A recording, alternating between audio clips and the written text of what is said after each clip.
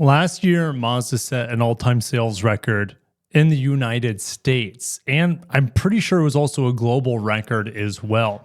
But as we switch on over to the score sheet, not sponsored by Automotive News, but I refer to them a lot, they have compiled all the sales data for Q3 and year to date. And if we look at Mazda, they're up 2% on the year, but they had a slide this past quarter, down 1.4%. But it was actually worse than that for the month of September, as we're now into quarter four here, early October. You got to keep in mind the average for the industry is up 6%, and Mazda is down over 1%. In fact, they're doing worse than Nissan. All right, so we're going to bop on over to Mazda's sales figures. Guys, if you're a fan of Mazda, I cover them quite a bit here on the channel.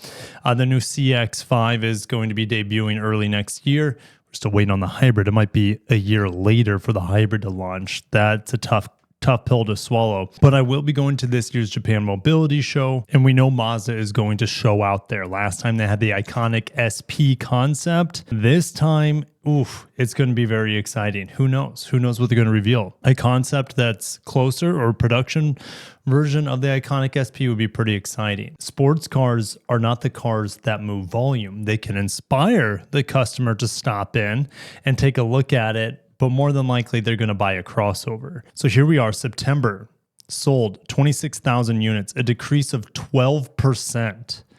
Remember, let's go back. Look, Toyota is up 14% and 19% on Lexus and 13% for Toyota. And that's like, they're like the highest. That's the cream of the crop. They sell faster than everyone else. That's the gold standard. They've sold about 320,000 units, which is an increase of 2% of the record-breaking year last year. And this is the third best September ever since 1995.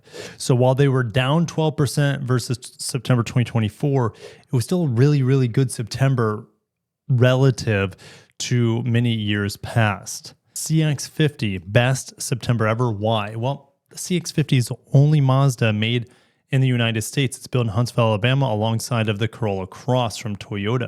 And it also uses Toyota's 4th-gen hybrid system. So no surprise that it is selling well. They need to avoid tariffs as much as possible. Mazda's very in a lot of trouble because of tariffs. Now, they have reduced tariffs from Japan down to 12.5% versus the original 27.5%, I think what it was when Trump increased the tariffs. You got to keep in mind some models also come in from Mexico, like the CX-30 and the Mazda 3. Let's get into Mazda 3 first and foremost. Mazda 3, this one's taken a beating. And it's not because there's a lack in demand for small sedans, because if you look at the Sentra, the Civic, the Corolla, the Kia K4, the Elantra, they all have huge sales volumes. Mazda's cutting their losses here. They're like, hey, we're not really making a lot of money on this vehicle. Anyways, most of them are made in Mexico. And so I think it's only a matter of time before the Mazda 3 is dead. And when that happens, Mazda is just a crossover company that happens to have a sports car or two if we get a new flagship sports car for Mazda. But it doesn't look good for the Mazda 3, and tariffs may have just put the nail in the coffin for the Mazda 3. Time will tell. It's not looking good, though. Rest in peace, Mazda 6, MX-5 Miata. It's had a good year. It had a poor September, so we're looking at September here. September was not good for them. Again, maybe because of tariffs, maybe because the market's weakening for specialty cars. I'm not quite sure, but it is one of the best vehicles your money can buy if you just want to have a good time. MX-5, though, up 27% on the year. And the CX-30, just like the Mazda 3, a lot of them brought in from Mexico, not having a good year. Look, it's down 36% on the year, and it's getting worse, down 45% on the month. And they have continued it. I just made a video, but the pricing has gone up so much on it, it doesn't make a lot of sense. Give me a CX-5, give me a CX-50 over the very compromised, small, and heavily plastic-cladded CX-30. Mazda's working on a redesigned CX-3. I don't know why it's still on the spreadsheet, as well as the Mazda 6 and the CX-9. I don't know why they haven't cut those out yet, but we'll see. I mean, that new CX-30, I don't know if it's going to be built in Japan or Mexico or in Southeast Asia or Thailand. I'm not quite sure. All right, what's going to happen with this real small vehicle, but sales are not good on it, and it doesn't there's no hope for this vehicle unless there's a redesign, and even then it's not looking good. CX-5, their bestseller, up 2% on the year, down 7.5% on the month. Got to keep in mind when that is daily selling rate, it's actually down 3.4% here. I'm not too worried. We'll get a new CX-5 soon. It's going to bring a lot of customers in, or at least returning customers. But I've had my issues with the new CX-5. Watch my video where I spend, 20, 30, 40 minutes roasting it. It's going to be a good car, but with taking the turbo out, no hybrid available at launch and for a long time, and the lack of physical buttons and knobs and climate control, I'm not quite sure how well the CX-5 will be received. CX-50, though, this is the car that is keeping Mazda in business, up 36% on the year, up 34% on the month. It is actually outselling the CX-5 in the last month. That is crazy. I never thought I would see a CX-50 outsell the CX-5. Now, this is a weird thing. From both of these cars operate and sell in the same segment.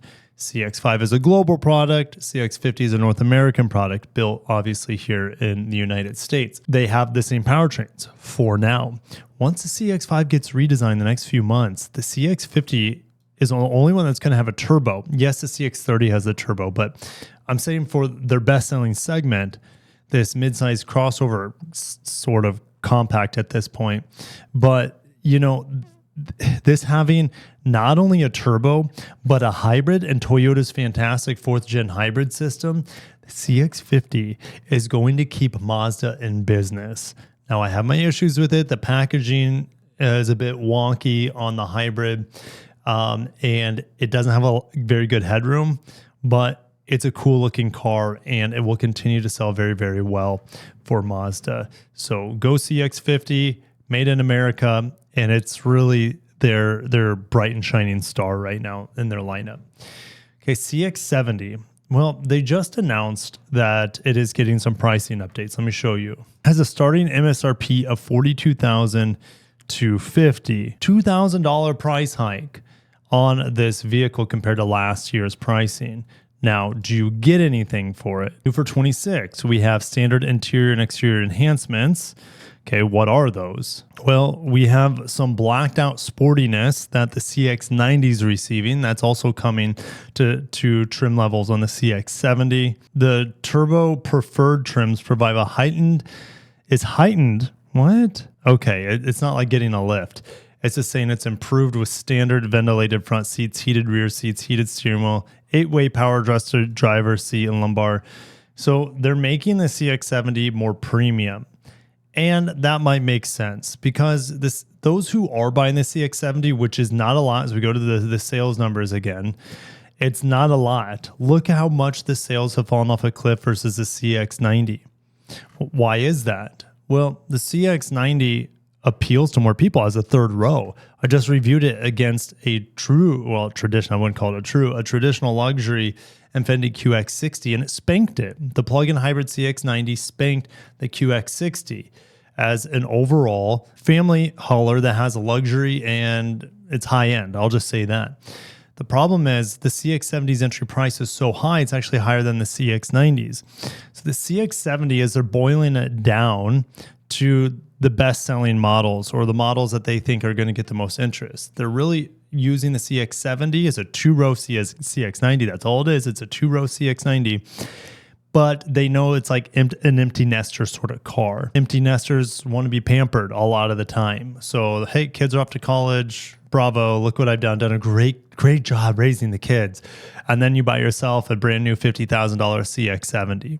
You don't need that third row anymore. It's a little bit of a flex. Here's the thing. The CX-90 costs less. Not necessarily trim to trim. It's about equal. But there's more options on the CX-90. And so with the third row as well that folds flat, why don't you just get that car? It might have a better resale value too. I don't know. The CX-70 has always been, for the last 2 years, a complete head scratcher of a vehicle. Mazda cheapened out. They just used the CX-90 and put a different bumper on it and took out the third row, and they said, voila, look at this amazing car. It's like, wait a second. Mazda, you already have a ton of two-row crossovers, CX-30, CX-50, CX-5. Do we really need a fourth two-row crossover in the lineup? Maybe, maybe not. Sales are saying that people really don't care. That's what it seems like to me. They'll just get a CX-90.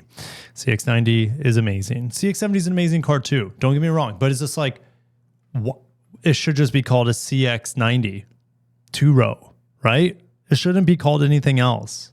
It should be called a CX-90. Anyways, I could rant on that car forever. CX-90 here, it's also down. It's down 30%. It's up 16% on the year. So here's the thing. A lot of CX-90s aren't selling at that high of a clip. The volume looks good, but it's not that attractive of a vehicle for many people out there. As much as I love driving it, some people just want something that's maybe the minivan's hot. Mazda used to have a minivan. They don't have that anymore. The CX-90 has to do double duty because they don't have any other three-row options. And tariffs complicate things immensely with the 70 and the 90 and the 5, all brought in from Japan. So with that being said, Mazda is down immensely for the month of September. Their cars are down 36%, and their SUVs down 9.5%. Total down 12%. What does Mazda have coming that's going to help them from this slide? And the answer is, well, tariffs aren't going away, so that's that's not going. There's no like relief coming on that horizon. All right, they don't have any other U.S. capacity like Nissan, for example. Nissan is screwed as they are in so many ways. They have 2 half operating factories in the U.S. Okay, so they have opportunity there. Mazda does not.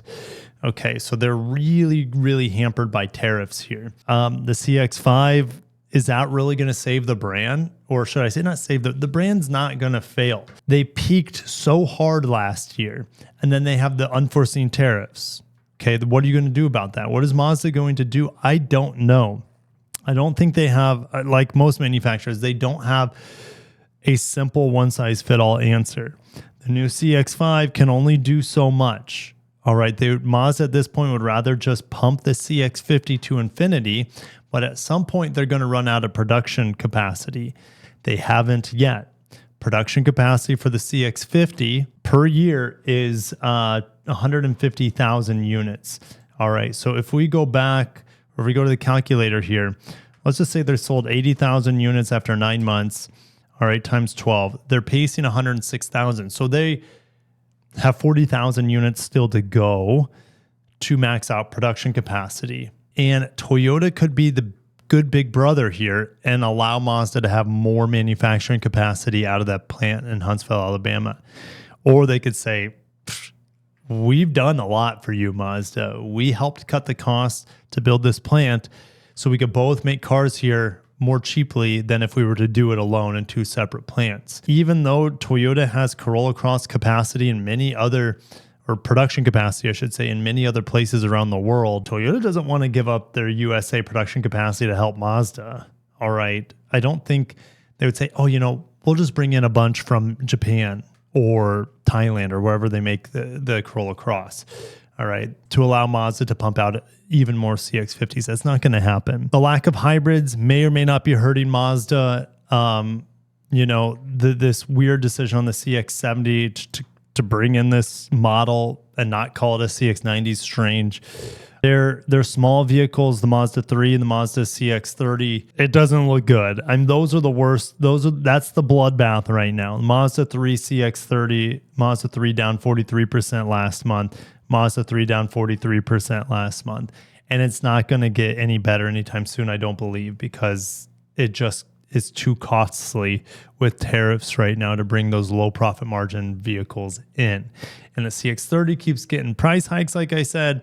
So it makes it even less desirable versus something like the CX-50 or the CX-5, which are vastly better cars in my experience.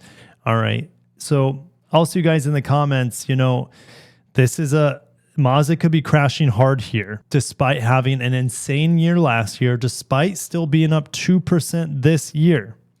They're still up on the year. But if they keep having double-digit losses, for one more month, I would say, maybe 2 more months, maybe 2 more months of double-digit losses. They're going to give up that record pace that they set last year. Now, even if they're not at that record pace, it's still good for Mazda. All right. But this is not the momentum you want heading into 2026. CX-5 will help just a little bit, but you might have some blowback from traditional CX-5 lovers who love the climate control, who love the engine options that you currently have. And that's all going to be gone now. But it's going to be bigger. You know, you can stuff more stuff in it, I guess. I don't know. Thank you guys for watching. Stay tuned. I still have to do Subaru. I still have to do the Koreans as well for these sales updates now that Q3 sales are in the books. Can't wait for this month to get over and to revisit a lot of these sales numbers to see if they can stop the fire, or is it just going to consume these companies month after month till who knows when. Thank you for watching. Stay tuned. If you want to support the channel, I'm recording this on Amazon Prime Day. I do have Amazon links in my description. So if you want to see some of the equipment and materials I use to make my videos and to clean my cars, that sort of thing, you can click those Amazon links in the description. That helps me out. And happy shopping.